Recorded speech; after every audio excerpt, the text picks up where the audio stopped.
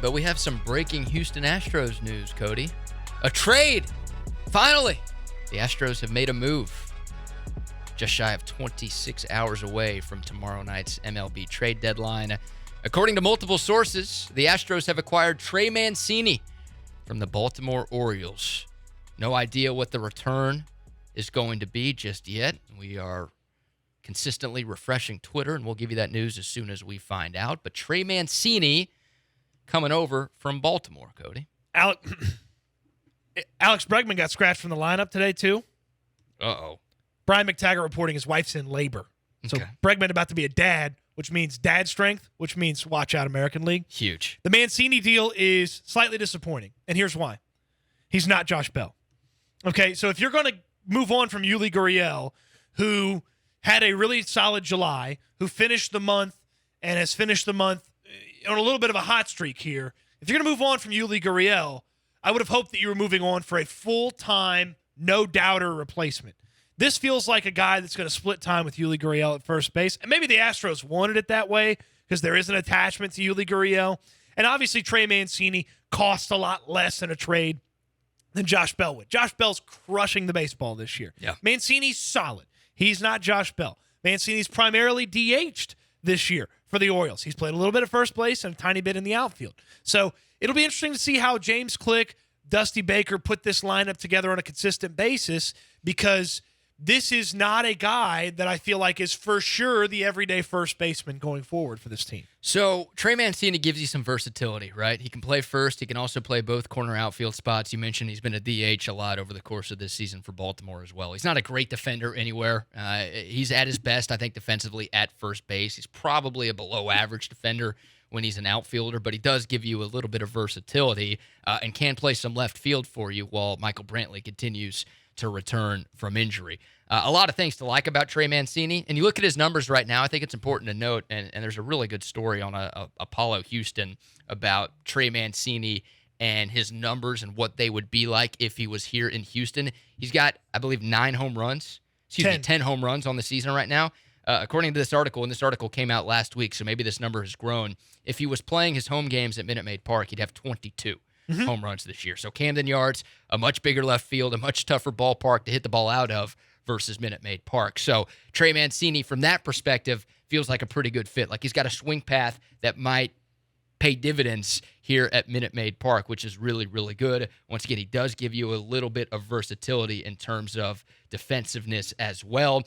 He's under contract for the rest of this year. Obviously, there's a mutual option for next season. My guess is Trey Mancini's probably going to opt out and test free agency. So for all intents and purposes, this feels like a rental type of trade for the Astros, which probably means the return is less. Still waiting to see exactly what it is. But yeah, those two factors, the fact that this is not the number one guy out there, and this is more than likely a rental, means that, okay, the Astros were probably able to get a solid player who can contribute right away without having to give up too much of the farm.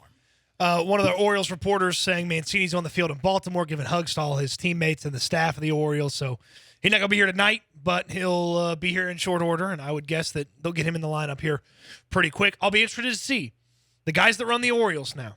The guys that run Baltimore used to be a part of the Astros front office. Mike Elias and a bunch of the guys that were on that Astros championship team in the front office are now in Baltimore.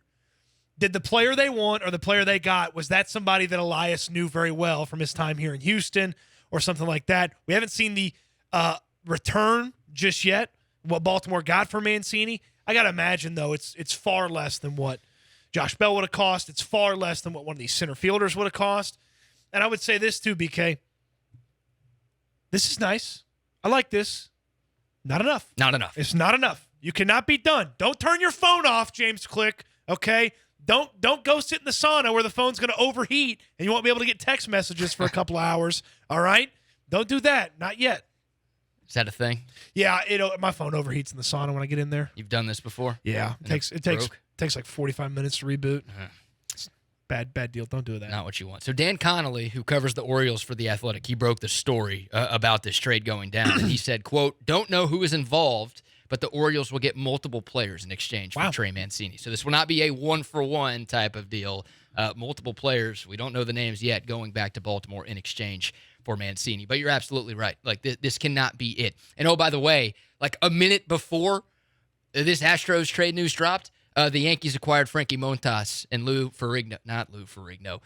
Who's Lou Ferrigno? It's Lou an actor. Ferrigno is a bodybuilder who played the Incredible Hulk on the Incredible Hulk TV series. They did not get the Incredible Hulk. They got Lou Trevino from Oakland. So the A's best starter and the A's closer going over to the Yankees. So the Yankees have already added Andrew Benintendi. They just added one of, if not the best starting pitchers out there. They just got a reliever.